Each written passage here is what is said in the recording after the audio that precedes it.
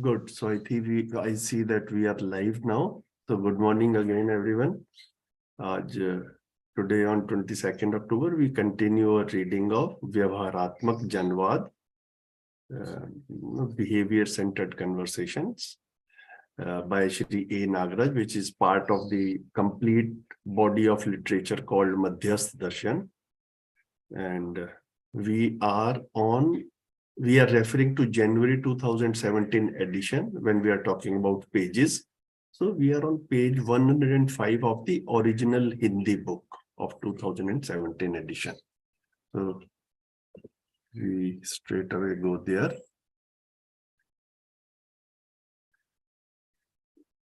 So since last 2 or 3 pages, Babaji is describing in a flow each of the books which he has written. And this is a style of Babaji, and which I think is, I really liked it, that in most of his books, which are, except the Darshan books, the Vaad books and the Shastra books, he has in each book, he has devoted some 4 or 5 pages to describing the general structure of Madhyasth Darshan.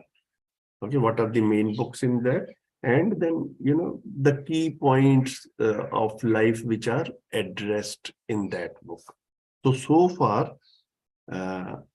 we can see, the first book that Babaji explained, which about this we have already read, is Samadhanaatmak Bhautikvad, or resolution-centered materialism.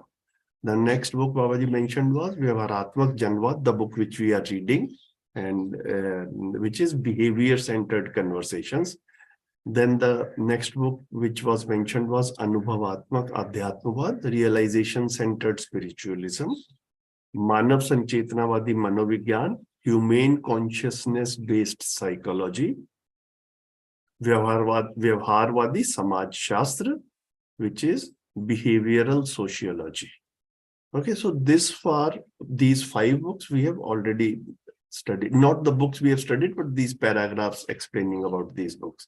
So today we'll continue from the next section, which is our next book explanation, Avartanshil Arthashastra, which for the time being we are taking it as cyclic economics. Avartanshilta ko काफी बार recyclic word भी use करते हैं. So, whether it is recyclic or it is cyclic, as long as we get the sense, we can freeze the word later on. So, इसको पढ़ते हैं. So, who will read? बताइए आप में से, इसको हिंदी वाले को और इंग्लिश वाले को एक बार पढ़ के फिर बात कर लेंगे. जी, मैं पढ़ता हूँ भैया. जी कृष्ण भाई प्लीज. मानवीय शिक्षा में आवर्तनशील अर्थव्यवस्था को अध्ययन कराया जाता है. अर्थ की आवर्तनशीलता के मुद्दे पर यह बोध कराया जाता है कि श्रम ही मूल पूंजी है. प्राकृतिक ऐश्वर्य पर श्रम नियोजन पूर्वक उपयोगिता मूल्य को स्थापित किया जाता है. उपयोगिता के आधार पर वस्तु मूल्यन होना पाया जाता है. इस विधि से हर व्यक्ति अपने परिवार में कोई न कोई चीज का उत्पादन करने वाला हो जाता है. इस ढंग से उत्पादन में हर व्यक्ति भागीदारी करने वाला हो जाता है. फलस्वरूप दरिद्रता व विपन्नता से और संग्रह सुविधा के चक्कर से मुक्त होकर समाधान समृद्धि पूर्वक जीने का अमृतमय स्थिति गति बन जाती है. इसमें जन संवाद का मुद्दा यही है. हम मानव परिवार में स्वायत्ता, स्वावलंबन, समाधान समृद्धि पूर्वक जीना है या पराधीन परवस्था संग्रह सुविधा में जीना है. आवर्तनशील अर्थव्यवस्था में श्रम मूल्य का मूल्यांकन करने की सुविधा हर जागृत मानव परिवार में होने के आधार पर वस्तुओं का आदान प्रदान श्रम मूल्य के आधार पर संपन्न होना सुगम हो जाता है. इससे मुद्रा राक्षस से छूटने की अथवा मुक्ति पाने की विधि प्रमाणित हो जाती है, जिसमें शोषण मुक्ति निहित रहती है. अतएव संवाद का मुद्दा यही है कि लाभोन्मादी विधि से अर्थतंत्र को प्रतीक के आधार पर निर्वाह करना है या श्रम मूल्य के आधार पर वस्तुओं के आदान प्रदान से समृद्ध रहना है. In human education, study of cyclic economics is facilitated. On the point of cyclicity of all ingredients of the economy, The understanding of the fact that human labor is the main capital is facilitated. Usefulness value is established on the natural opulence by way of human labor. Value of the goods produced depends on its usefulness. Thus, all persons in their families acquire the required skills to produce something or the other. In this manner, all persons participate in production. As a result, one overcomes the state of destitution, poverty, and scarcity, deficiency, as well as the trap of accumulation, comforts, and an everlasting, nectarous, tranquil state of living with resolution and prosperity is reached. मैं इसको repeat करता हूं भैया वापस. As well as the trap of accumulation, comforts, and an everlasting, nectarous, tranquil state of living with resolution and prosperity is reached. Here, the point of discussion is whether we, in our families, want to live with autonomy, self-sufficiency, resolution, and prosperity, or in dependency, in control of others, in accumulation and comforts. In circular economics, due to the ability of evaluation of human labor in each awakened family, exchange of goods based on labor value is accomplished with ease. Thus, the way to get riddance from the demon of currency is evidenced. Riddance from exploitation is inherent in this process.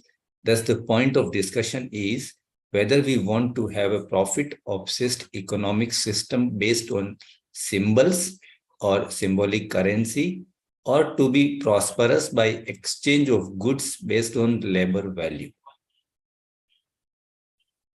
बढ़िया कृष्णन भाई, thank you. And एक बार इसको देख लेते हैं. तो what I do is for ease of reading थोड़ा सा ना एक दो सेंटेंसेस के बाद में इसको थोड़ा सा जैसे जैसे जरूरत पड़ेगी हम थोड़ा ब्रेक भी कर लेंगे.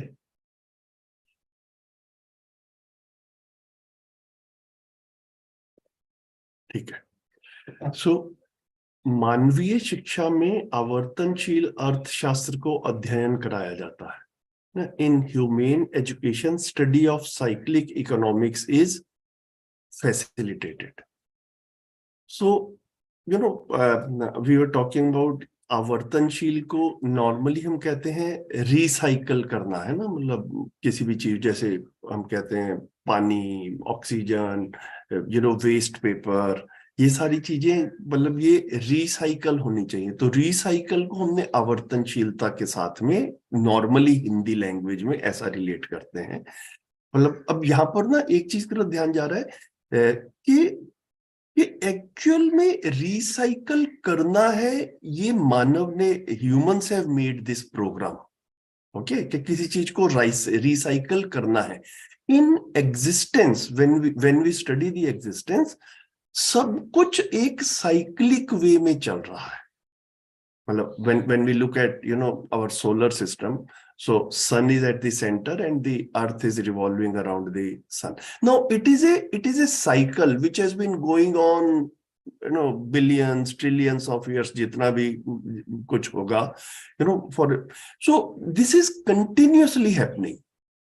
So this also is आवर्तनशील है. एग्जिस्टेंस में सब कुछ जो है वो आवर्तनशील है. ये इस चीज का सेंस है. Whether we look at the large solar system or we look at an atom also, where the nucleus is there at the center and then there are electrons which are revolving around the nucleus. Now that also is happening in a cyclic manner. Okay, each time it revolves, it is a cycle and these cycles continue. Okay, so recycle करना है. अभी तक हमने इस भाषा को use किया था. अभी यहाँ पर साइक्लिक इकोनॉमिक्स जब इसका वर्ड रख रहे हैं तो थोड़ा सा एक ऐसा ध्यान जाता है कि एक्चुअल में एग्जिस्टेंस में सब कुछ साइक्लिक है और हमारा जीना भी इससे अलाइन हो जाए, human living becomes aligned with the laws of existence. तो इसलिए इसका नाम जो है अभी ऐसा साइक्लिक इकोनॉमिक्स कर रहे हैं। पहली एक बार मैं ऐसा सोचता था जब तक ये ट्रांसलेशन नाम का नहीं हुआ था, तो आवर्तनशील के लिए कुछ रिसाइकल से लेके चलेंगे, बट लाइक अभी साइक्लिक को देख रहे हैं। एक तो ये इसमें नाम आ गया।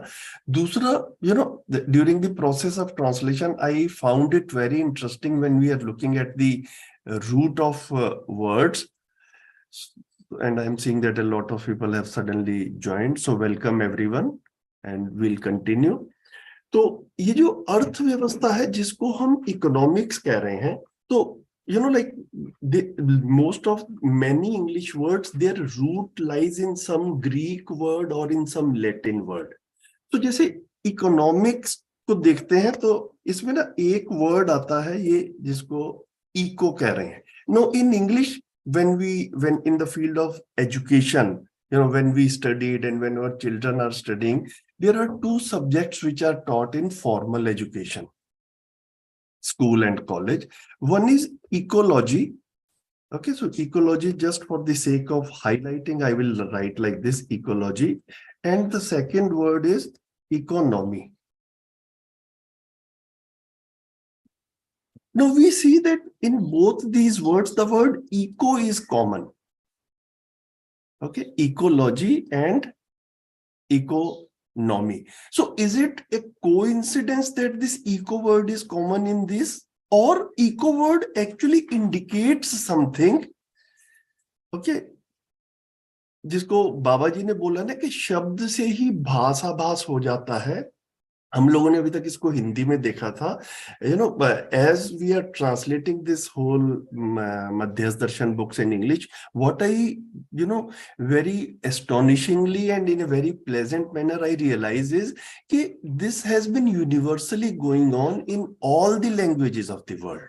ओके, इंग्लिश में भी जो है ऐसा रैंडमली किसी वर्ड को नहीं रख दिया है. There is a pattern in words. So economy and ecology, this eco word is common in this eco word in, I do not now remember whether it is Germany or whether it is Latin or Greek, but it is taken from that original word which is ikios, which means home or house. Okay.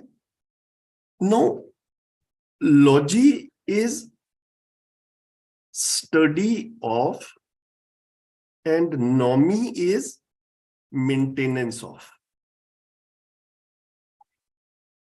Okay. When we study the origin of the words, what I found was, and which I feel like sharing with you, because हम सब लोग भी like English translation को पढ़ रहे हैं, तो like from where these words are coming, ये भी काफी interesting सा लगता है. So ecology is now in this context study of the house. Okay, and economy is running of the house or maintenance of the house. Running or maintenance of the house. Now suddenly it starts making sense. Truly, ecology is actually what exists on this planet. There are plants, there are animals, they are in balance with each other. Okay, what are the laws governing their origin, their growth? वो सारा का सारा जो है वो ecology में आ जाता है. एंड इकोनॉमी इज रनिंग और maintenance of the house. Now what is the house, what is home? This earth is our home. Okay, this all cultures, all civilizations in the history of mankind have realized that. तो हमारा जो ये धरती है, ये हमारा घर है, इसकी रनिंग और मेंटेनेंस कैसे होगी, इसको इकोनॉमी कह रहे हैं. So, अभी हम लोगों ने इकोनॉमिक्स को जो है वो सिर्फ पैसा बनाने का कार्यक्रम, money making, money preservation, growth of money, इसमें कॉन्स्ट्रेन करके इसको रख दिया है. It was very revealing for me to look at ecology and economy like this, and I felt like sharing it with you. ठीक है, सो इतना करके इसको आगे हम लोग देख लेते हैं। ये ठीक लग रहा है? एनीवन हैज एनी ऑब्जर्वेशंस और पॉइंट्स ऑन दिस? ये इको वर्ड्स को, जो इको वर्ड को जो है वो घर के साथ में जो रिलेट किया हुआ है इंग्लिश में। देव भाई अनम्यूट किया आपने। नहीं भैया, इट वाज इंटरेस्टिंग एक्चुअली। मैं साथ साथ पढ़ रहा था तो उसमें लिखा हुआ है कि the word is derived from French, and then that French word is derived from Latin, and then that Latin word is derived from Greek. So okay, so मतलब कितना लेटिन एंड, हाँ कितना ट्रैवल एग्जैक्टली, करके आया है word वो English में। Exactly. हाँ, तो इंग्लिश में ना मोस्टली लेटिन एंड ग्रीक, इनके रूट्स से जो है ना वो काफी सारी शब्द निकल के आए हैं। सो इन पैरेलल मैं उसमें भी थोड़ा सा और फर्दर अभी अपना शोध मेरा चल रहा है। At some point of time I will share with you some other things which I discovered, जैसे जैसे आएंगे या कभी एक उसको देखेंगे जब भी कभी करना होगा। ठीक है, so this is it regarding economics, and then we talked about ecology. अभी अर्थ की आवर्तनशीलता के मुद्दे पर यह बोध कराया जाता है कि श्रम ही मूल पूंजी है। On the point of cyclicity of all ingredients of the economy, ना अर्थ की आवर्तनशीलता। ओके, अब अर्थ की आवर्तनशीलता, okay, so cyclicity of all ingredients of the economy, इसको जो है वो अर्थ की आवर्तनशीलता लिखा है अभी। तो अर्थ जो है वो, अगर हम लोगों को ध्यान हो, जो कि काफी बार परिचय शिविर में भी आ जाता है, and then in in in Manav व्यवहार Darshan, Baba ji has clearly described arth is tan man dhan. So all the resources which are available are is arth. Okay, तो बॉडी इज अवर रिसोर्स, मन और अवर इमेजिनेशन है ना, ये जीवन जो है, this is our resource, and dhan, all the physical resources on the earth which are available, they are also a resource. So these are, what I thought for the readability on the point of cyclicity of all ingredients of the economy. तो अर्थ का मतलब क्या हुआ कि ये जितने भी components हैं, जितने भी इंग्रेडिएंट्स हैं, इनकी आवर्तनशीलता पर यह बोध कराया जाता है कि श्रम ही मूल पूंजी है।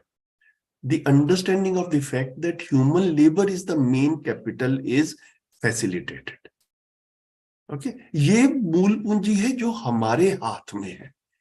ओके, बाकी काफी कुछ जो है वो ऑटोमेटिकली स्वयं स्फूर्त विधि से धरती पर हो रहा है। जैसे कि फर्स्ट 3 ऑर्डर्स, ओके, पदार्थ अवस्था, प्राण अवस्था, जीव अवस्था, दे existed on this earth before humans emerged. Okay, तो वो तो है ही।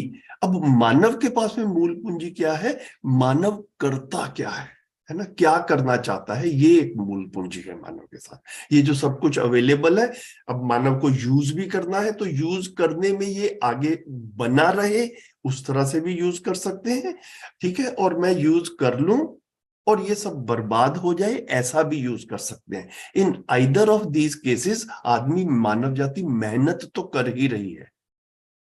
ओके, सो जो एक एफर्ट वाला पार्ट है वो तो चलेगा ही, लेबर वाला पार्ट तो चलेगा ही। वो लेबर इस तरह से हो कि हम भी यूज करें और आगे वाली जनरेशन्स भी यूज कर पाए, तो इसकी एक साइक्लिसिटी बनी रहेगी। नहीं तो हम उस साइक्लिसिटी को डिस्टर्ब करते हैं। इतना जो है इसमें ऐसा निकला। प्राकृतिक ऐश्वर्य पर श्रम नियोजन पूर्वक उपयोगिता मूल्य को स्थापित किया जाता है। Usefulness value is established on the natural opulence by way of human labor. So there are physico-chemical objects available on this earth. Humans apply labor on that and then make them more useful for ourselves. Okay. तो उनपे usefulness value जो है वो apply करते हैं। For example, a lot of our food stuff, it is available in raw form in existence. Okay, we have rice, we have wheat, but then we realize that we cannot take them or sort of eat them in raw form. कि so उसका usefulness value is established on the natural opulence by way of human labour. Okay, तो ये उसको कह रहे हैं इस तरह से। उपयोगिता के आधार पर वस्तु मूल्यन होना पाया जाता है। Value of the goods produced depends on it's usefulness. उपयोगिता के आधार पर वस्तु मूल्यन होना पाया जाता है। ये इसको इधर से नेक्स्ट पढ़ने के लिए रख लेते हैं। इस विधि से हर व्यक्ति अपने परिवार में कोई ना कोई चीज का उत्पादन करने वाला हो जाता है। Thus, all persons in their families acquire the required skills to produce something or the other.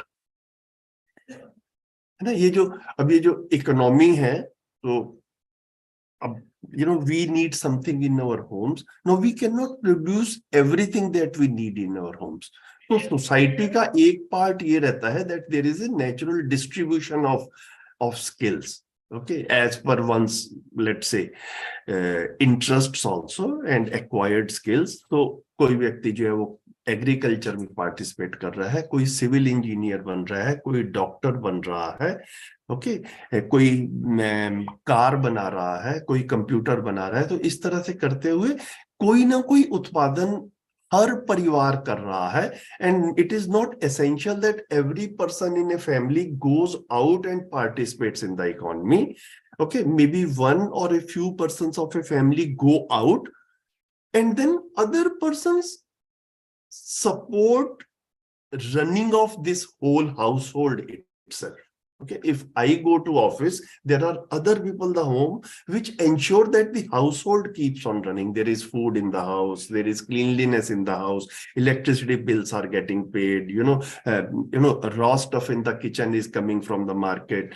One person or more persons go out, but then there are some other people in the home who are supporting the people who are actually going out and producing in the society.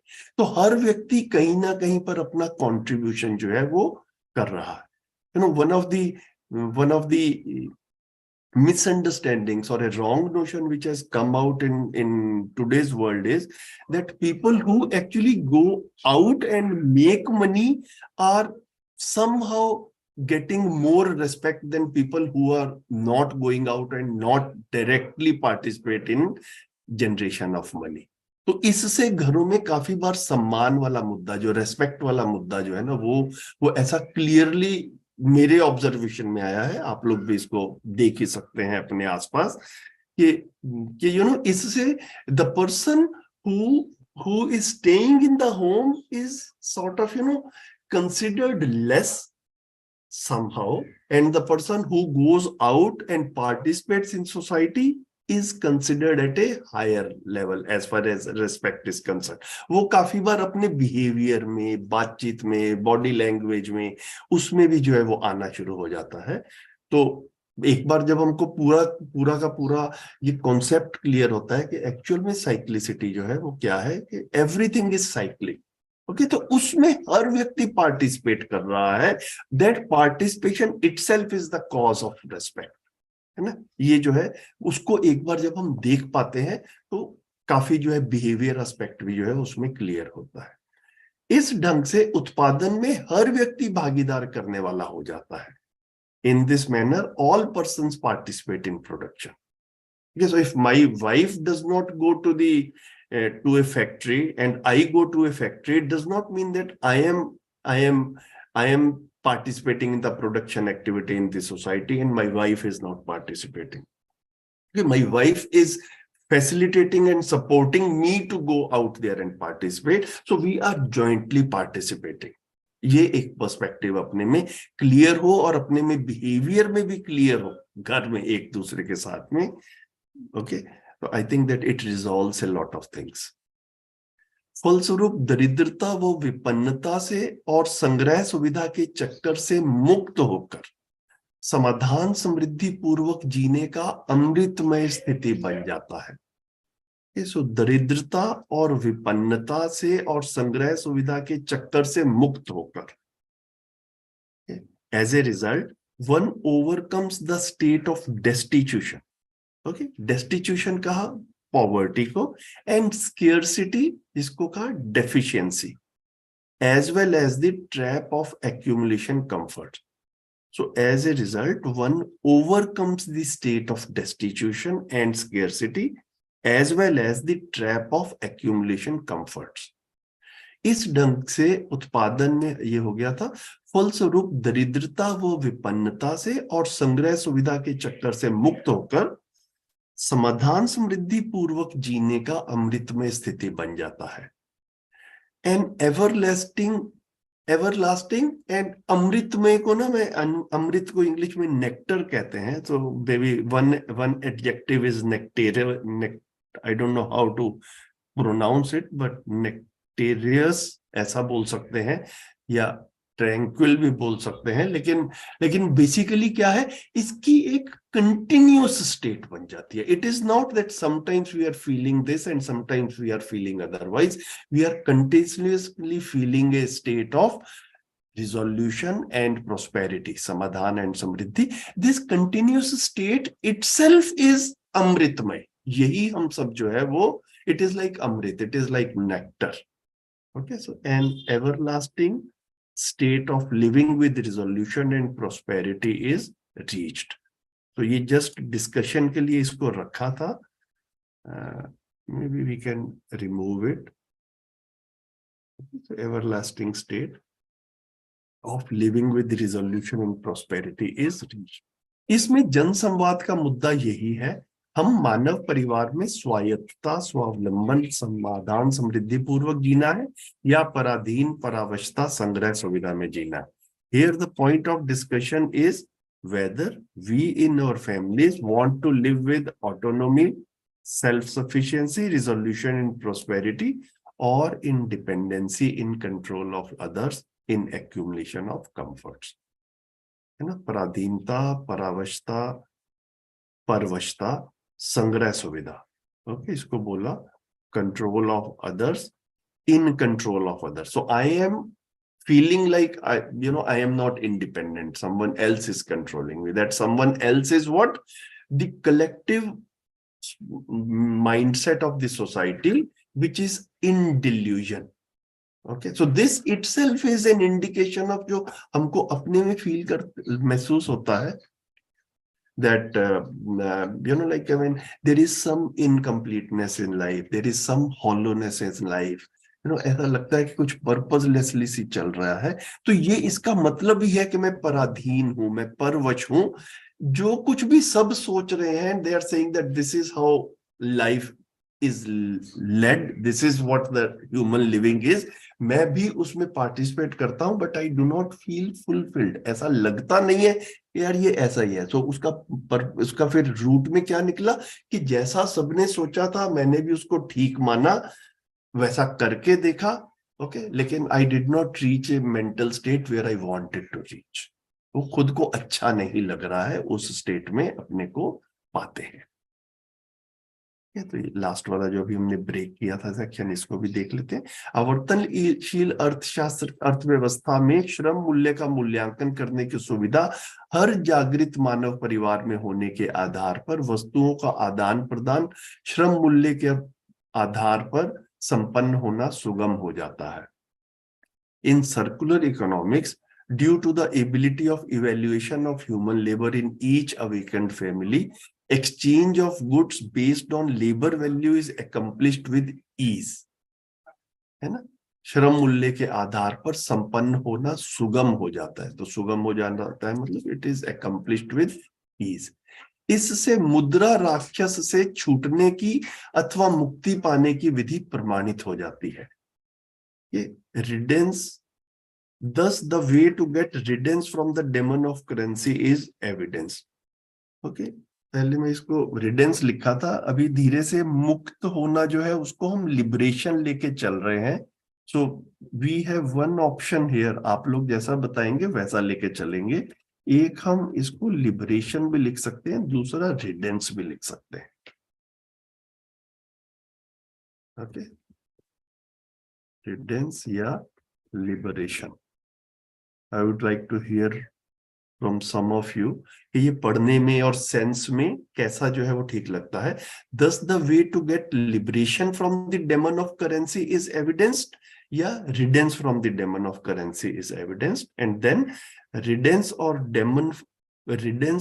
liberation from exploitation is inherent in this process. It automatically happens. इससे मुद्रा राक्षस से छूटने की अथवा मुक्ति पाने की विधि प्रमाणित हो जाती है. Okay, it like प्रमाणित हो जाती है मतलब it is realized, it is actualized, it is not only in theory. तो प्रमाणित होना मतलब it is actualization, उसका एविडेंस मिल जाता है. तो रिडेंस या लिबरेशन क्या ठीक लग रहा है ये एक बताएं please. The way to get liberation or way to get riddance, to get liberation or riddance from the demon of currency. Any views? Hello, हाँ नमस्ते भैया. हाँ नमस्ते वंदना दीदी. हाँ भैया, ये लिबरेशन बेटर लग रहा है. इसको ऐसे कर सकते हैं, the way to get liberated from the demons of currency is evident. बिल्कुल बिल्कुल लिबरेटेड ही आएगा एक्चुअल में. यस, लिबरेटेड ही ठीक है. मेरे को तो रिडेनेंस से लिबरेशन या लिबरेटेड ज्यादा बेटर लग रहा है. लिबरेट बिल्कुल ठीक है. देव भाई भी कुछ कहना चाह रहे थे. मैं बस यही कह रहा था भैया, सेकंड लाइन में जैसे वहां पर भी अथवा लिखा हुआ है तो हम लोग दोनों भी यूज कर सकते हैं सेकंड लाइन में. अच्छा, छूटने की अथवा मुक्ति पाने की. हाँ ये बढ़िया हो गया. हाँ बढ़िया. छूटने की अथवा मुक्ति पाने की. ओके, सो यहाँ पर कर सकते हैं रिडेंस और liberation from exploitation is inherent in this process. Excellent excellent. I am very happy. This looks much better. ठीक है, तो ये रिडेंस को इसमें से हटा देते हैं अभी. ठीक है, तो ये तो स्ट्रक्चर ऑफ द सेंटेंस हो गया.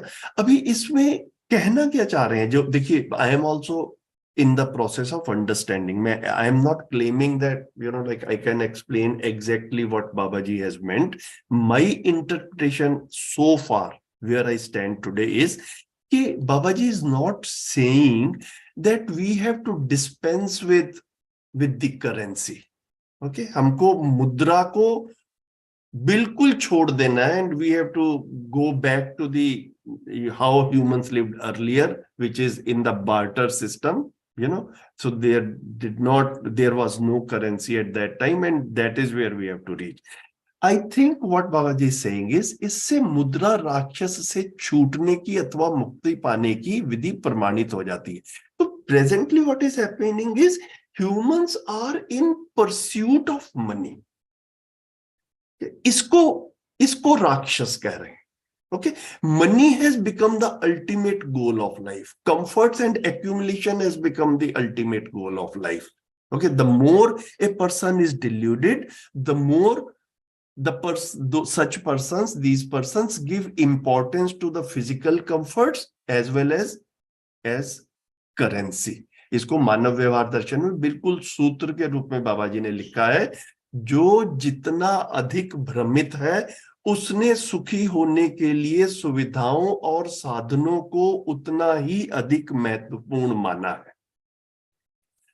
Okay, loosely translated in English, what it means is, what Babaji has written in Manav Vyavahaar Darshan is that the more importance a person gives to the physical objects and comforts, the more that person is deluded. ठीक है, तो वस्तुओं का, objects का exchange तो होगा ही economy में, लेकिन एक्सचेंज के लिए करेंसी है, and then that currency becomes, attaining and accumulation of that currency becomes my goal. ये राक्षस के रूप में कह रहे. Currency itself is not the राक्षस. Assumption or belief that currency is my objective of life, money is my objective of life, money is the ultimate goal, that is the राक्षस. मैं इसको अभी ऐसा मान के चल रहा हूं. Okay, maybe like we'll review it as, मैं भी इसको फर्दर समझूंगा. तो छूटने की मुक्ति बन जाती, मुक्ति की स्थिति बन जाती. हाँ जी भैया, आपका वो सेंटेंस बहुत अच्छा लगा, एक बार रिपीट करेंगे आप, मोर हिंदी और इंग्लिश दोनों में, मोर इम्पोर्टेंस. अच्छा ओके ओके, वो ना मानव व्यवहार दर्शन में है भैया कहीं पर, मतलब समवेयर इन द मिडल, कि जिसने साधनों और सुविधाओं को सुखी होने के लिए जितना अधिक महत्वपूर्ण माना है, वो उतना ही अधिक भ्रमित है। जी, हो गया? लिख पाए आप? इफ यू वर हाँ नोटिंग। हाँ हाँ, लिख रहा हूँ, लिख लिया। ठीक है, अब इसी को जो है वो इंग्लिश में कर सकते, the more importance a person gives to the physical objects and comforts and money, probably the more that person is deluded. Thank you भैया। ठीक है, तो मुद्रा राक्षस से मुक्ति पालिए, तो इसमें फिर शोषण मुक्ति निहित रहती है। Okay, so riddance or liberation from exploitation is inherent in this process. Okay, so मुद्रा से के राक्षस से मतलब मुद्रा को ही हमने एक अल्टीमेट गोल मान लिया था, इससे अपने को मुक्त कर लिया तो हम शोषण करने वाली एक्टिविटीज से भी मुक्त हो गए। Okay, it is inherent in it, इसके लिए अलग से कोई मेहनत नहीं करनी पड़ेगी। कि ये अपनी अपनी पर्सनल लाइफ में हम सब लोग भी बड़े अच्छे से देख सकते हैं। When I was growing up in the professional world, growing up not in the childhood sense, but when I started working in my 20s and for the next 20 years, most of the times whenever I changed a job or whenever I got a promotion in wherever I was working, most of the people around me, including my elders, they congratulated me, which is a way of society, and the only two questions which were asked from me were, अब तुम्हारी salary कितनी हो गई है, what is your package now, and what is your designation now? May be आप लोगों के साथ में भी अगर देखेंगे तो ऐसा होगा, right? No one ever asked me कि तुम्हारे काम करने में सब कुछ ह्यूमेन एक्टिविटीज ही होती हैं या इनह्यूमेन एक्टिविटीज भी होती हैं। Because one thing which I realised within myself, and that was what I did not like as I was growing up in the corporate world, was the more senior I became, the more I had to compromise with the value system which I wanted to follow in my life. क्योंकि junior level पे उतना compromise नहीं करना पड़ता था, जैसे जैसे मैं सीनियर होता गया वैसे वैसे जो मेरे को ठीक लगता था उससे मुझे ज्यादा कंप्रोमाइज करना पड़ा। आप में से भी कुछ ऐसा सेंस कर पाते हैं अपने में? एग्जैक्टली भैया, ऐसा ही सेंस कर पा रहे हैं। और जो आपने बोला था पैकेज और पोस्ट का, तो जनरली उसी पर फोकस होता है, चाहे वो कॉलेज में लोग हैं, चाहे रिलेटिव्स हैं, चाहे एग्जैक्टली। ठीक है, तो अब हुआ क्या कि जिसको हम अभी ये कह रहे हैं कि मुझे पर्सनल, जिसको मैं सही मानता हूं, जो मेरा एक वैल्यू सिस्टम है, जैसा मैं जीना चाहता हूं, उससे मुझे कंप्रोमाइज करना पड़ता है। एक्चुअल में उसी को ही बाबा जी शोषण कह रहे हैं, उसी को ही एक्सप्लॉयटेशन कह रहे हैं। ओके, सो एक बार मनी जो है वो मेरा अल्टीमेट ऑब्जेक्टिव नहीं रह जाता। ओके, मैं समृद्धि के भाव से जीना शुरू करता हूं, तो मैं उस एक्सप्लॉयटेटिव एक्टिविटीज से भी अपने को मुक्त कर पाता हूं। ये अपने में एक अमृतमय स्थिति बनती है। ओके, इस तरह से इसको जो है ना, इस पूरा जो हमने पैराग्राफ में पढ़ रहे हैं, इसको जितना हम अपने में महसूस कर पाते हैं, जितना ये हमारे प्रेजेंट डे लिविंग में जो गैप्स हैं, through which we went through, I personally went through, और फिर अपने में ऐसा लगता है कि सिर्फ मैं ही ऐसा, I am not or I was not the only one who went through this. हमारी नेक्स्ट जनरेशन में हमारे बच्चे भी इस फेज में से गुजरेंगे। Can we create a model? Can we show a model to them कि money is not the ultimate objective of life?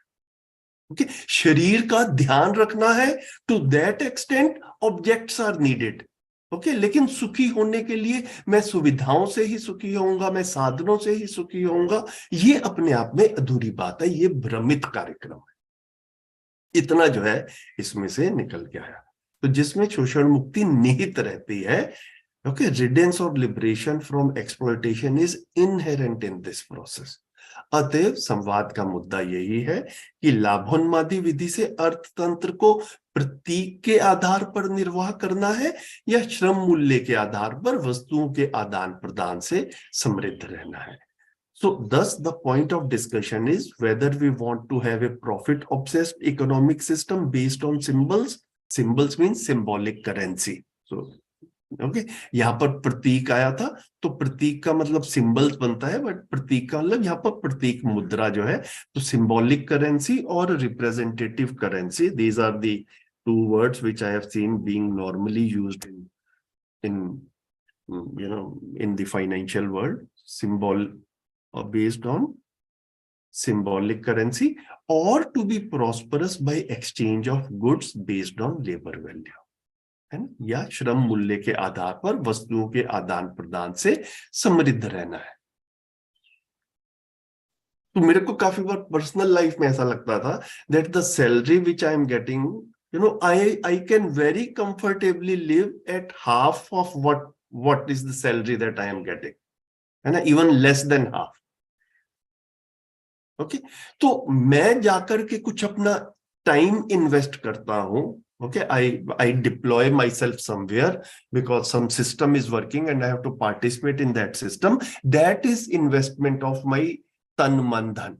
Okay, that is investment of my human labor.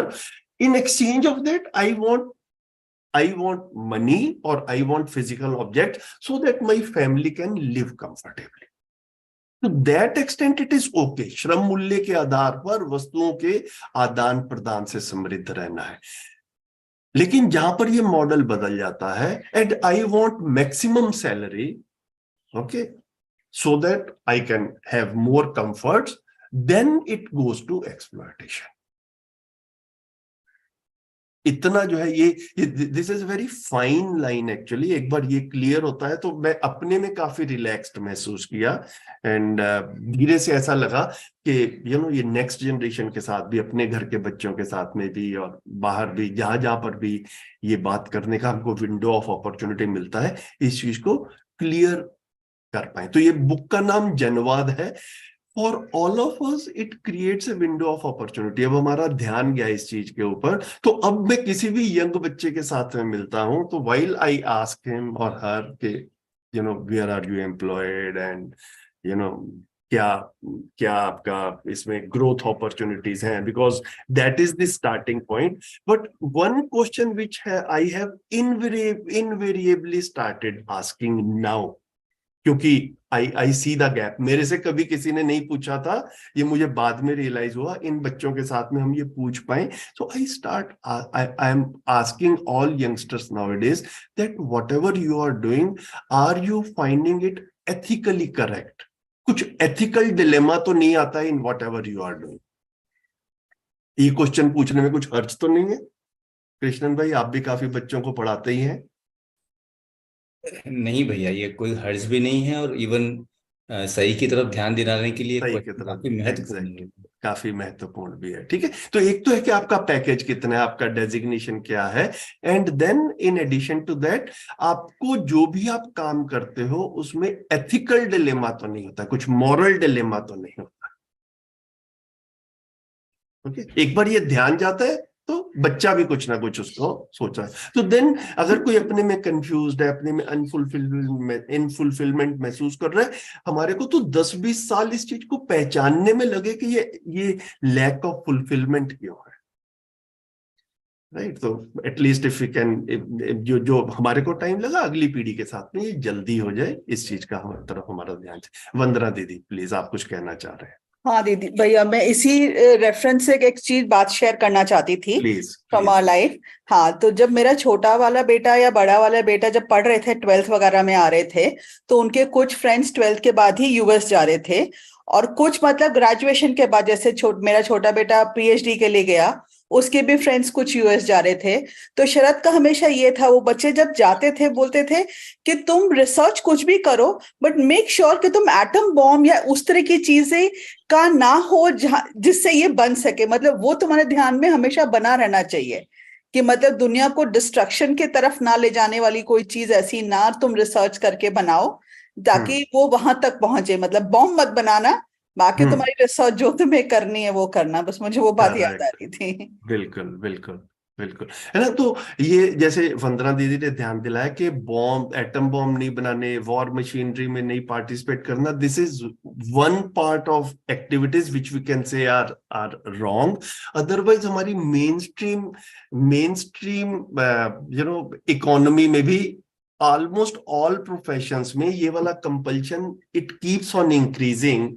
It is going on the higher side with the passage of time, whether it is medical profession, whether it is engineering profession. मैं तो engineer ही रहा, ठीक है, मेरे को भी ये लगा कि भाई काफी बार जो है वो अनएथिकल काम करने पड़ते हैं, है ना, इनह्यूमेन काम करने पड़ते हैं.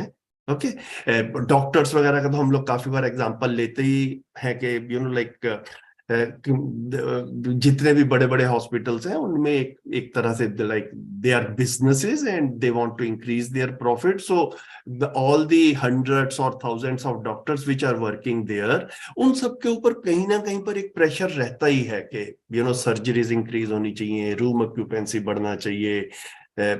Like maybe the hospital management will not like if people are not falling sick, है ना.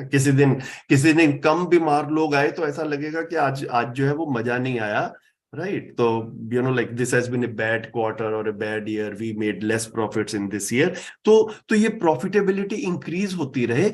इसमें व्यू पॉइंट कुछ लोगों का रहता है जो कि ज्यादा पैसे वाले हैं, but then hundreds or thousands of doctors which are working in those hospitals, they have to participate in that. Okay. They many times they feel that they do not have a choice. Okay, but then they do not like it. Okay, what is the way out for them? We do not have anything to guide them. मैं engineer रहा, ठीक है, हम लोग भी अलग अलग तरीके से चीजों को देखते थे. मतलब many times because it is being recorded and live stream, तो मेरे का I do not want to give specific examples, लेकिन ऐसा बिल्कुल क्लियरली लगता क्या था, सच्चाई थी कि वो इनह्यूमन, इमोरल, अनएथिकल काम जो है वो होते हैं कॉर्पोरेट वर्ल्ड में. Okay, and if you are working in them, you are part of that. Okay, you don't have a choice. तो ये जो है ये वाली चीज जो है ना, इस चीज की तरफ ध्यान दिला रहे हैं. इसका मेन पर्पस क्या है? आदमी को ग्रोथ जो है, आदमी की सफलता, success of a person, success of a youngster is taken as what is the package you are getting, what is your designation. कि तुम करते क्या हो, nobody is focusing on that, not even the parents. Many time Vandana दीदी ने share किया, काफी कम parents हैं जो इस तरफ ध्यान दिला रहे हैं, है ना. तो हम खुद वैसा जी पाए तो हम बच्चों को एक लिविंग मॉडल के रूप में दिखा पाते हैं कि भैया ये इतना मुश्किल भी नहीं है. जब हम खुद नहीं जी पाते तो फिर हमारी भी भाषा जो है ना वो अंडर लियोन ऐसी बनती है कि भैया जैसा सिस्टम है, we are part, do in Rome what Romans do, है ना. फिर जो है वो वहां पर इस तरह की भाषा जो है वो बन जाती है. सो ये इकोनॉमिक्स वाला जो था, ये इसको इस तरह से देखा. Any general observations, any comments, content से रिलेटेड, ट्रांसलेशन से रिलेटेड बताएं, नहीं तो आगे बढ़ते हैं नेक्स्ट पैराग्राफ. ट्रांसलेशन से रिलेटेड तो नहीं, लेकिन अभी जो आपने बात रखी उससे थोड़ा रिलेटेड है. बताइए भैया. तो अभी हम जैसे यहाँ पर जो जीवन विद्या में और भी कहीं मेरा अध्ययन में जुड़ना होता है, तो कहीं कहीं पर इस तरह की बात भी आती है कि उत्पादन से हम इसको जोड़ते हैं, तो जनरली वो कृषि और उस तरह से चला जाता है. तो उसमें हम नौकरी वाली जो व्यवस्था है ना, किसी व्यवस्था से भी आपने बताया कि आई डिप्लॉयड माई टन एंड मन, है ना, उससे हमारे को एक सैलरी के रूप में धन मिलता है. तो मैं तो ये इसको भी समृद्धि के साथ और समाधान के साथ जोड़ पाता हूँ. जबकि कहीं कहीं पर इसको ये देखा जाता है कि जब तक आप उत्पादन और इस तरह की से नहीं जुड़े हैं तो मतलब आपका समाधान या समृद्धि में एक तरह से वो गति नहीं बन पाती है. तो वो मेरे को अभी समझ नहीं आया पूरी तरह से. कोई बात नहीं, वो भैया वो ना थोड़ा सा टाइम लगता है समझने में. मतलब मैं ये भी नहीं कह रहा कि मुझे समझ में आ गया है। लेकिन ये जिस तरह से शुरू शुरू में कई बार फीलिंग आती है कि जिसको ना नौकरी को एक क्राइम जैसा जो है वो, एक दो जगह के ऊपर ऐसा रेफरेंस आया है, तो धीरे से I am at a state now जहां पर ऐसा लगता है कि नौकरी को क्राइम की तरह से नहीं कह रहे हैं, नौकरी में मानसिकता ह्यूमेन रहे, ये आवश्यक है। नौकरी में जो मेरा बॉस कहेगा वो मैं करूंगा, ये वाला पार्ट क्राइम की तरफ लेकर के जाता है। एग्जैक्टली भैया, मैं भी ये कहना चाह रहा, अगर नौकरी में भी आप बौद्धिक जो नियम है उनका पालन कर पा रहे हो, असंग्रह में आप जी पा रहे हो, या बाकी जो स्नेह है, अभयता है, वो अगर आप उसके साथ जी रहे हो, किसी दबाव में या प्रभाव में नहीं कर रहे हो, ये भी वो भौतिक नियमों के पालन में चला जाता है, उसमें भी मुझे लगता है कोई विरोधाभास नहीं। बिल्कुल, क्योंकि इसके सपोर्ट में बाबा जी ने काफी जगह के ऊपर जो है स्वधन की जब परिभाषा दी है, तो स्वधन को तीन तरह से बोला है। Swadhan means rightly earned money. Okay, so what is rightly earned money, उसको 3 पार्ट्स में बोला है। अगर आप चाहें तो मैं यहाँ पर लिख भी देता हूं, ओके, ताकि एक तरह से वो सामने रहेगा तो अच्छा रहेगा। एक उसको हिंदी में कहा प्रतिफल, पुरस्कार और पारितोष। ठीक है, इसको मैं हिंदी में भी इंग्लिश में भी साथ साथ लिख देता हूं। तो जो प्रतिफल है इसको हम लेके चल रहे हैं रिम्यूनरेशन, पारितोष को लेके चल रहे हैं गिफ्ट, एंड पुरस्कार को लेकर के चल रहे हैं अवार्ड या reward. I do not exactly remember. Okay, now these are 3 different things. So pratifal is remuneration. Now remuneration I get either directly from nature or I get from man-made systems, human systems. Okay, so एक किसान है, वो खेती करता है तो उसको खाने पीने का सामान सीधा नेचर से मिल जाता है। ओके, सो वो भी एक remuneration है। But if there is someone who is a shopkeeper, okay, now shopkeeper is not producing anything, but then shopkeeper is investing his or her time during 8 or 10 hours, so that people like us who live in a residential colony, we can get things out of our daily use, easily in close neighborhood. Okay, so the person who is running the shop also has a right to run his or her household also. Okay, so अब without producing also the shopkeeper is also participating in व्यवस्था। ऐसा बाबा जी ने बिल्कुल clearly पुस्तकों में लिखा है।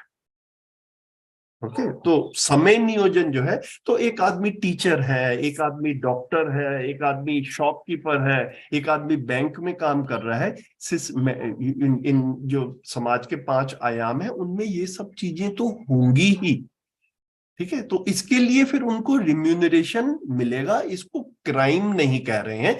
But if it comes to a state जहां पर राइट और रॉन्ग का आइडिया नहीं रहता, I go to a factory or I go to a bank or any other organization, और वहां पर गलत काम होता है and I do what I am told to do, वो क्राइम की तरफ लेकर के जाता है। इतना जो है वो अपने को ध्यान में रहे भैया, मैं अभी इसको ऐसे लेके समझा।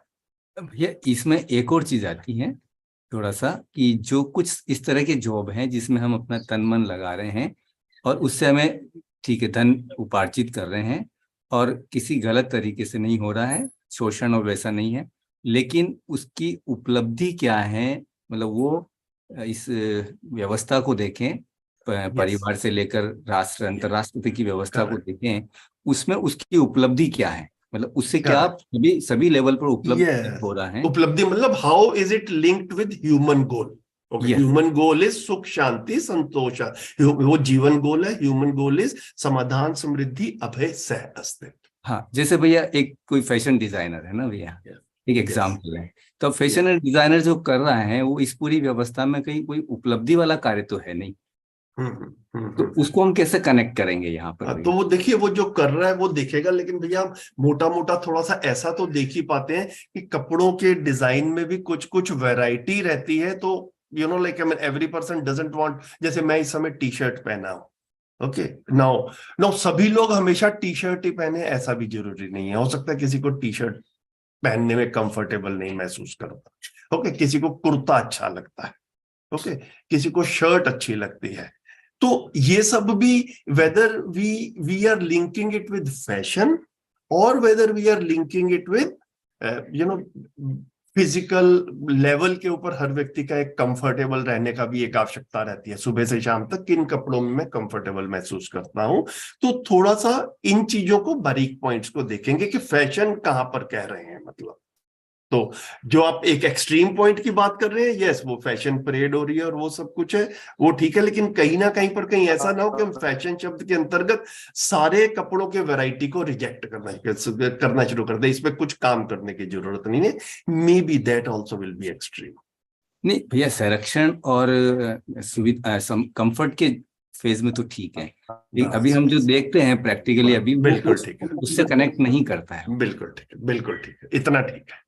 बढ़िया, आगे भी बढ़ेंगे भैया थोड़ा सा। जी जी जी, थैंक यू भैया। चलिए ठीक है, तो ये इतना हमारा इस वाला पैराग्राफ को हमने कर लिया। Let's go to the next paragraph, मानवीय शिक्षा में मानव व्यवहार दर्शन। इसको भी आप में से कोई पढ़ लें, और this is, I think we will be able to complete this today. कौन पढ़ेंगे? मैं पढ़ दूं भैया, बेटा बंद कर। हाँ शैलेंद्र भाई, नमस्कार, पढ़िए भैया। And one thing, let me share with all of you. I'm very glad.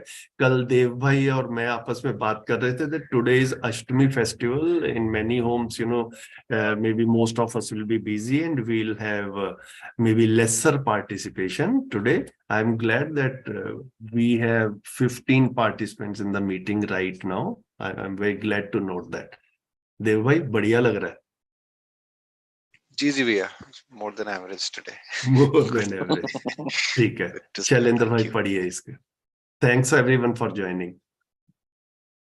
मानवीय शिक्षा में मानव व्यवहार दर्शन का अध्ययन कराना होता है, जिसमें अखंड समाज, सार्वभौम व्यवस्था का बोध, इसकी आवश्यकता का बोध कराया जाता है।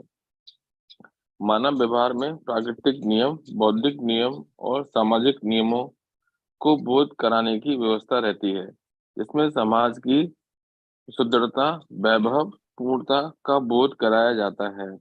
फलस्वरूप हर मानव अखंड समाज के अर्थ में अपने आचरणों को प्रस्तुत करना प्रमाणित होता है।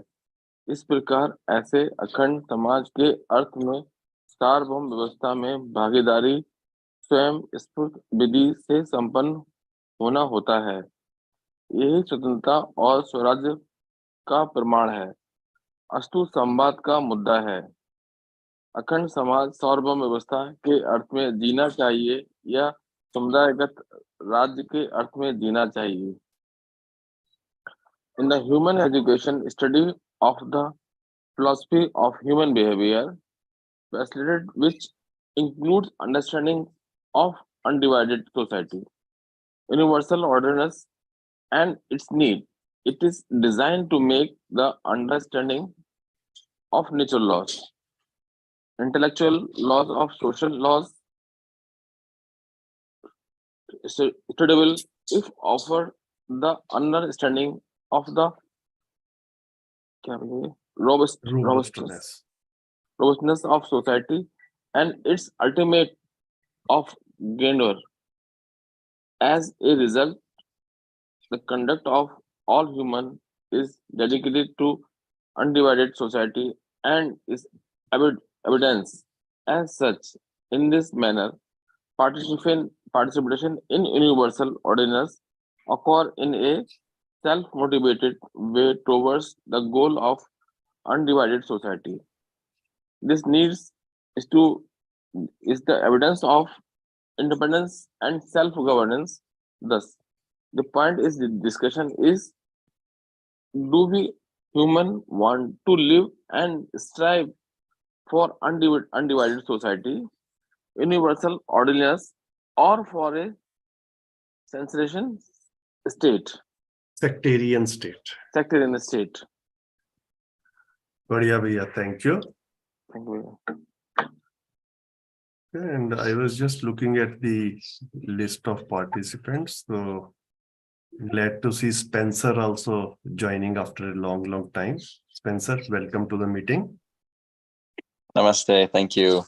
Namaste. Namaste. Good to see you after a long time. I hope everything is settled now in Canada. Yeah, it's good to be here. Settled, kind of. Just on to the next project. Always sort of busy. I'm going good. Okay. Okay. Good luck. ठीक है, आगे बढ़ते हैं. सो मानवीय शिक्षा में मानव व्यवहार दर्शन का अध्ययन कराना होता है, जिसमें अखंड समाज सार्वभौम व्यवस्था का बोध, इसकी आवश्यकता का बोध कराया जाता है. In humane education, study of the philosophy of human behavior is facilitated, which includes understanding of undivided society, universal orderliness, and its need. Okay. तो इसमें अखंड समाज सार्वभौम व्यवस्था का बोध और इसकी आवश्यकता. Okay, this is covered. So the philosophy of human behavior is facilitated, which includes understanding of undivided society, universal orderliness, and its need. Actually, orderliness is something which we were using earlier. अभी हम इसके universal system लेके चल रहे हैं. मानव व्यवहार में प्राकृतिक नियम, बौद्धिक नियम और सामाजिक नियमों को बोध कराने की व्यवस्था रहती है. It is designed to make the understanding of natural laws, intellectual laws, and social laws studyable. Okay? तो इन तीनों को बोध कराया जा सकता है. तीनों को प्राकृतिक नियम, बौद्धिक नियम और सामाजिक नियम. इसको बोला natural laws, intellectual laws and social laws. So ये मानव व्यवहार दर्शन में I think somewhere in chapter number 12 or 13 or 14, in the second half of the book, there are tables which show ये सामाजिक नियम, ये प्राकृतिक नियम, बौद्धिक नियम और सामाजिक नियम. इसको इंग्लिश में बोल रहे हैं natural laws. No, what is प्राकृतिक नियम और नेचुरल लॉज? कि जो भी ये फिजिको केमिकल वर्ल्ड है, there are laws governing that. Okay. अभी तक हम लोगों ने उन लॉज को जो है ना, जैसे साइंस के स्ट्रीम में हमने पढ़ा ओम्स लॉ, गैस लॉ, है ना, Newton's laws of gravity, law of gravity, Newton's laws of motion, ऐसा करके हमने प्राकृतिक नियम को पढ़ा है. Okay. So what are the laws governing the physical object? अभी बाबा जी ने जब प्राकृतिक नियमों की तरफ ध्यान दिलाया, so in natural laws की तरफ, तो natural law में बाबा जी कह रहे हैं cyclicity is a natural law. Everything in this existence is cyclic. Okay. Now this is an interesting way to look at natural laws. Okay, this encompasses everything which is physico-chemical. Okay, so everything in the physico-chemical world is cyclic. Everything in the physico-chemical world is enriching. It is with purakta upyogita. It is with its usefulness and complementariness. Okay, and it enriches the other orders, the other entities in existence. Okay. तो ये इसको हिंदी में बोला संवर्धन. संवर्धन means पूर्णता के अर्थ में वृद्धि. इसको हम कह सकते हैं एनरिचमेंट. तो एग्जिस्टेंस में साइक्लिसिटी है, एग्जिस्टेंस में कंटिन्यूटी है, एग्जिस्टेंस में एनरिचमेंट है. ओके. इस तरह से बाबा जी ने प्राकृतिक नियमों को रखा. फिर इस तरह से बौद्धिक नियम भी रखे. बौद्धिक नियम इज इंटेलेक्ट. इसका नाम अभी हम लोग लेके चल रहे हैं, इंटेलेक्चुअल लॉज. सो इंटेलेक्चुअल लॉज में क्या है, ये जो जब हमें इंटेलेक्चुअल लॉज की समझ नहीं होती है, when we have not understood intellectual laws, then we are deluded, and a deluded person goes towards accumulation. Okay, so an awakened person. So awakening is at the root of intellectual laws. Okay, understanding of this existence, understanding of myself, understanding of the humane conduct, this comes under the intellectual laws. तो उसमें जैसे भ्रमित मानव के लिए और deluded person, उसके लिए जो है वो accumulation से governed होता है. And when we are aware about intellectual laws, then we are, इसके लिए एक नियम बताया, असंग्रह. Okay, so then accumulation is not our goal of life. Okay तो ऐसे करके 5 जो है वो इंटेलेक्चुअल लॉज या बौद्धिक नियम के रूप में रखा है. और फिर इसी तरह से सामाजिक नियमों के भी, समाज में भी ठीक से रहने के लिए जो है वो क्या क्या इस तरह के नियम हैं, ये सारा बड़े अच्छे से जो है वो मानव व्यवहार दर्शन. तो यही बाबा जी यहाँ कह भी रहे हैं, मानवीय शिक्षा में मानव व्यवहार दर्शन का अध्ययन होता है. उसमें ये वाली चीजें जो है, you know, a lot more than this. This is just a small part of some main points which Baba ji is highlighting. तो ऐसा करके making, so it is designed to make the understanding of natural laws, intellectual laws and social laws studyable.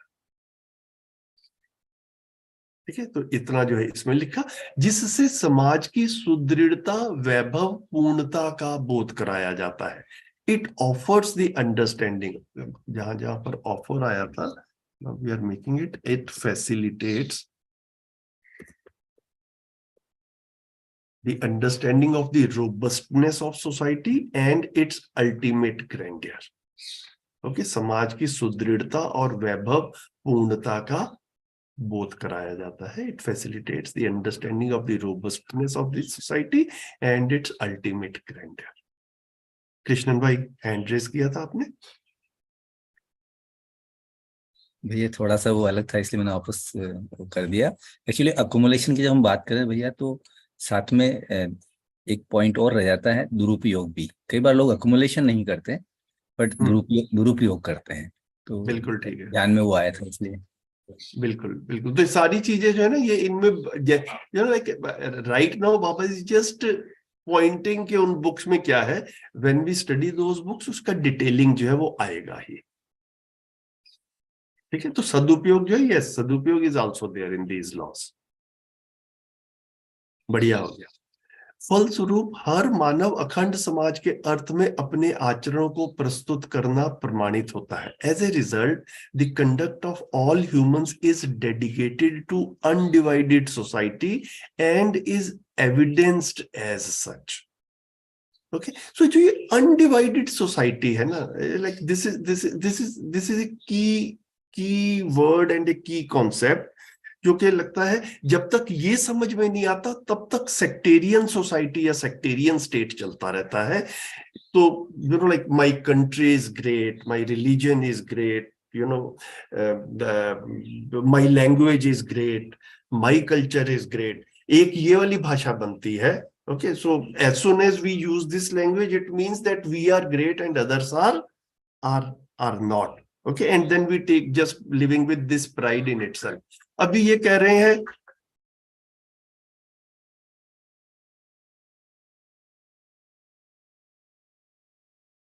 okay, so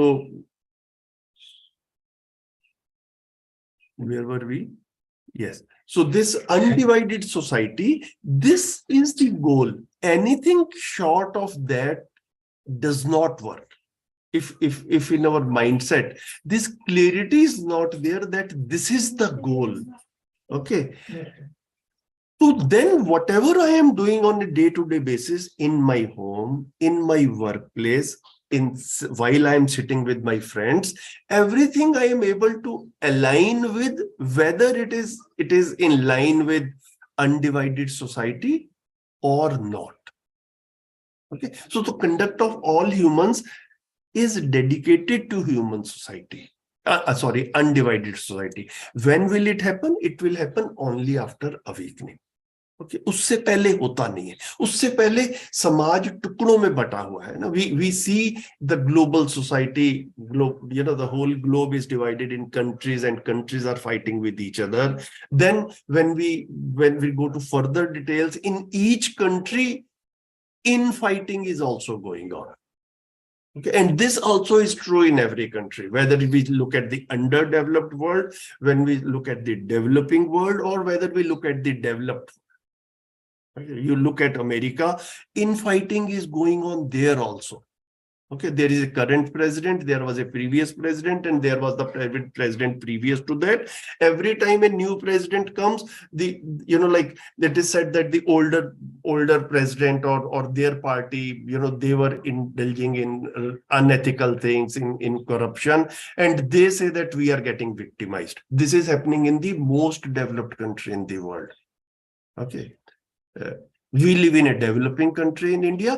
You pick up any day's newspaper, here also the same stories are being repeated every day. Okay, every state government is saying that center is victimizing us, center is saying that they are corrupt, and so undivided society की तरफ हम जा रहे हैं. Or I want to promote my party, my religion, my country, my language. ये सारी चीजें जो है ये देखने की चीज है. So as long as in the mindset, this notion, this concept of undivided society is not well settled and well accepted, okay, in its absence, what you get is society which is partitioned. And then these partitions are not in harmony with each other, they are fighting with each other. This is what we have seen all through the history of humankind. Every religion, every culture is talking about undivided society, talking about world peace, but nobody has a clear model, clear content on how to achieve this. Maybe, okay, maybe I'm going overboard, maybe there are proposals in other thoughts also, but only thing I will say is that when I read Madhyas Darshan, this proposal, to me, this immediately connected, this looked realistic. Okay, so I think that is what brings us together. ये जो undivided society वाला notion है ना, ये अपने में, this is human goal, then I am able to view all my actions, all my family's actions in this context. इस प्रकार ऐसे अखंड समाज के अर्थ में सार्वभौम व्यवस्था में भागीदारी स्वयं स्फूर्त विधि से संपन्न होना होता है. In this manner, participation in universal system occurs in a self-motivated way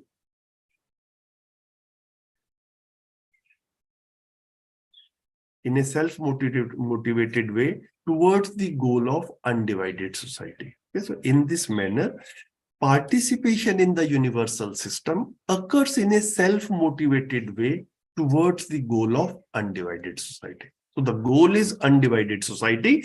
I am participating in the system so that we reach towards that goal, and at some point of time when we are at that goal, what will be the goal of the persons who are living at that time? To maintain that state where undivided society is maintained. Okay, so we can divide the task into two ways. One, if we are not there, we have to work harder so that we reach there. And then once we are there, what will be the human goal? Its continuity will be the human goal. Okay, if we do not focus on its continuity, it is very easy to lose that. I see a few families around me, and probably you also can see around you, where at one or two generations before, prior to today's generation, those who were at the helm of affairs, those who were in charge, they were of good conduct, they worked hard, they worked with honesty. Okay, and it looked like the family is going very well. But when the next generation comes, or two generations later, suddenly everything is haywire. Okay, and when I look at that, my only analysis is that these people who were with good conduct 2 generations ago, they themselves were working fine. They were living ethically. They had the humane conduct. What was lacking at that time was their focus on its continuity. They just focused on a business empire. They just focused on the physical object, and they focused that we will not do it wrong. But then a natural law is that we will not remain on this earth, on this planet for all the times in future. When I die and the next generation takes over, will they also work with this honesty and this sincerity or not? This focus I see missing in many families. And that is why from generation to generation, sometimes you see, like there are glaring examples where deterioration is clearly seen. So we have to go towards the awakened society. That is today's task. And when there will be awakened society, its continuity will be the goal at that time. इतना जो है यहाँ पर ये बात कर रहे हैं, यही स्वतंत्रता और स्वराज्य का प्रमाण है. This indeed is the evidence of independence and self-governance.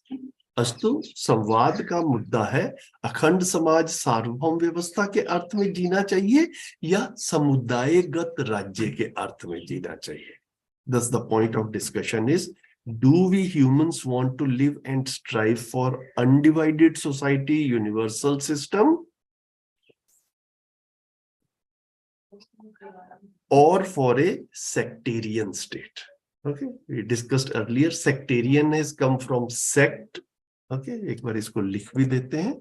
We'll use this format in future.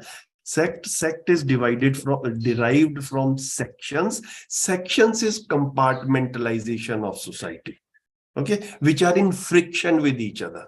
Okay, so the components of society have to be in harmony with each other or in friction with each other. Okay, so we expect and we strive, we aspire to see them in harmony with each other. But when that harmony is missing and we do not know how to achieve that, eventually what we get is a sectarian state which divides the society in sections. So ye sect, sections, sectarian, this is how it is related. Okay, so thus the point of discussion is, do we humans want to live and strive for undivided society, universal system, or for a sectarian state? बीच में I saw someone raising their hand. Was it Vandana Didi or someone else? हाँ भैया, मैंने ही किया था hand raise. हाँ जी, बताइए. ये जो sentence है ना, in this manner participation in the universal system occurs in a self-motivated way towards the goal of undivided society. तो यहाँ पे मुझे लगता है leading towards नहीं आना चाहिए क्या, because that leads to our goal. या ये ठीक है, I don't know. नहीं, तो आप suggest क्या कर रहे हैं, इस पे क्या change करें? मैं towards से पहले leading कर रही हूँ, occurs in a self-motivated way leading towards the goal of undivided society. Okay, yes, I think this reads good. In a self-motivated way, leading towards the goal of undivided society. It looks good, Lady. Thank you. Okay. So this was it. Manav Vyavahar Darshan mein, like in one paragraph, Babaji has written something. I mean, the book is, like a key book in Madhyas Darshan, and the first book when we start study of the Madhyas Darshan mostly. Okay, so usko ek paragraph mein when we try to say, this is what Babaji has mentioned about this book. Bataiye, any observations, any comments?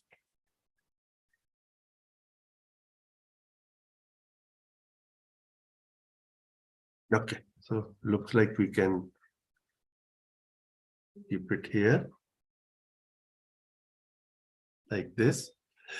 Now, although we have some more time, maybe 10 minutes more.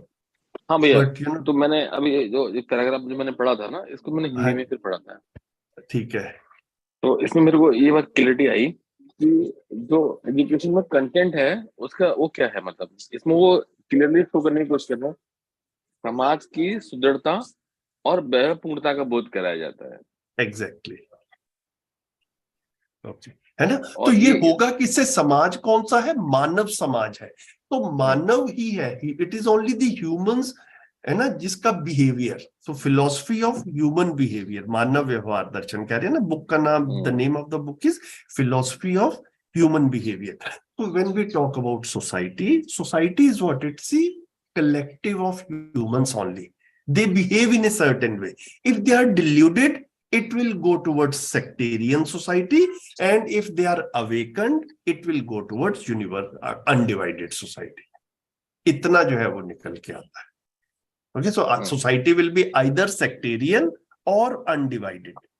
Okay, so and humans have, like इसको लिख देते हैं साथ से फिर से, deluded humans and awakened humans, है ना। ये इस तरह से हम देख सकते हैं कि दो तरह के लोग हैं। deluded humans, what will they do? They will take the society towards where? Sectarian society. Sectarian society को क्या कह सकते हैं? और which divides the society in sections. Awakened humans, what they will do? They will take towards that and ensure that its continuity is maintained. Okay, so this will take to undivided society. Now it is only the humans who will do this. Okay, so humans behave based on their mindset. So मानव व्यवहार दर्शन में पूरा का पूरा, actually पूरा मध्यस्थ दर्शन ही mostly जो है ह्यूमन माइंडसेट को, जीवन वाले पार्ट को स्टडी करने के लिए है, और उसी से ही फिर हमारे कंडक्ट में जो है वो, जिसे कहते हैं, you know, either we manifest understanding and wisdom और we manifest, you know, the wrong way of living. तो ऐसे करके इसको देख सकते हैं। ठीक है शैलेंद्र भैया, ये ऐसा ही कुछ कह रहे थे आप? जी भैया, जी भैया, थैंक यू। सेम। ठीक है, so my suggestion is that we can stop today. In India we have a Ashtami festival today in most of the homes probably. हमारे घर में भी है। So I mean, so we must stop at 9:30, and I think we can stop 5 minutes early also. Lekin if there are some points which someone wants to share or discuss, we can use the next 5 minutes for that. Just wanted to share one observation. Yeah, since you were talking about a couple of minutes back, you were talking about attempts to accord peace. You know, जो बहुत सारे countries कभी-कभी करते हैं, या फिर I don't know, दिखावा करते हैं शायद. I think it many times it is superficial and also for self-interest. Yes. You know, so for example, the US never had to be a part of any war directly. But they have still been a part of probably maximum wars across the world, you know, directly, indirectly, fiddling everywhere, you know, losing a lot and probably creating a lot of losses. In fact, India recently spurged a lot on cheap Russian crude oil when they were, you know, offering, you know, at cheap prices, and then stored a lot of crude oil because of that. Right. And then there is something like a recent war, you know, many countries siding specific countries, some people, you know, some countries siding, let's say Israel, or some people siding Palestine, rather than, you know, siding a solution. Right. And another point I wanted to mention was, you know, the humanness के ऊपर discussion हुआ था, तो उसमें भी मुझे लगता है कि any normal ordinary citizen, they rely on legality. You know, if I am doing nothing illegal, it's totally fine.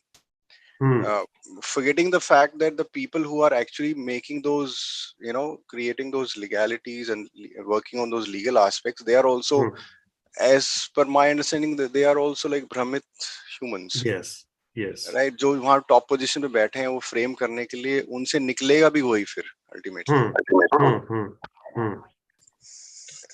Right. So yeah. So I mean, question is, if it is legal, Or can we make it legal so that once that is taken care of, it's all good? We will just stop thinking there.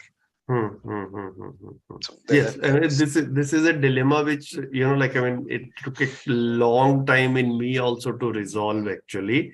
You know, if something is legal but inhumane, okay, right. So I mean, you know, there are a lot of things we see in our society. मतलब एक बार हमारा उस पे ध्यान चला जाए, whether we live in India or whether we live in USA, you know, like we have casinos, okay, and when we look at casinos and then the paraphernalia there are a lot of things, you know, which go beyond gambling in those areas, okay. Well, you know, like, it's not only casino means gambling, then there is drinking, and then there is prostitution and things like that. You know, they are concentrated in, no, all that is legal, or most of that is legal, but you know, whenever I visited USA and I was with my friends there, you know, most of the people who have an ethical frame of mind still think that it is wrong. Okay, so things can be legal and inhumane. ये अपने में ना practical life में examples जो है वो दिखे. Smoking is legal, okay, लेकिन then मतलब ऐसा लगता है हम लोगों को भी कि भाई हम भी स्मोक ना करें, हमारे बच्चे भी स्मोक ना करें, क्योंकि ये ठीक नहीं है, it is not correct. तो ठीक क्या है? तो मेरे को अपने में एक कंक्लूजन के रूप में सोच के धीरे से ऐसा निकला कि the purpose of laws is also eventually that the legal system takes us to a humane system. Okay, so when there is a conflict between legality and humanity, what is that I choose? Do I choose humanity or do I choose legality? Right? So ये conflict, if these questions starts coming in me, that is the starting point for finding answers. Okay. The sad part is, you know, most of us can spend our lives like I was spending personally. I am the best example for myself to observe. Till I was 50 or 51 years of age, till I got this content, I had these questions, but I did not know in which direction to go to get answers. Now that direction is absolutely clear. Okay, तो ये प्रश्न आना शुरू होता है कि legal does not mean right. Okay, it also, I am not saying that it should not be construed otherwise, that illegal is right. Okay, so you know, it's a long discussion. लेकिन legality से भी हम humaneness की तरफ जाना चाहते हैं. This is the basic philosophy of politics. है ना, state policies जो है उसमें ये है, लेकिन ये भी अगर एक कंटिन्यूटी के रूप में उस डायरेक्शन में जाए. मतलब most of the time we see governments also indulging in you know sort of activities which do not appear to be ethical or right. तो वो कॉन्फ्लिक्ट ही जनरेट होता है उस सब में. इतना जो है वो हम अपने में देख पाए. भैया होलिस्टिक पर्सपेक्टिव नहीं होना ही लीगलिटी इनसफिशिएंट हो जाती है. Exactly. Very right.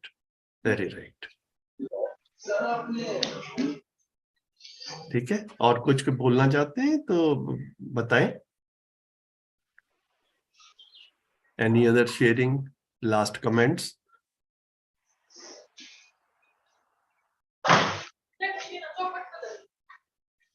चलिए फिर ऐसा करते हैं, we close the meeting. देव भाई कुछ कह रहे हैं?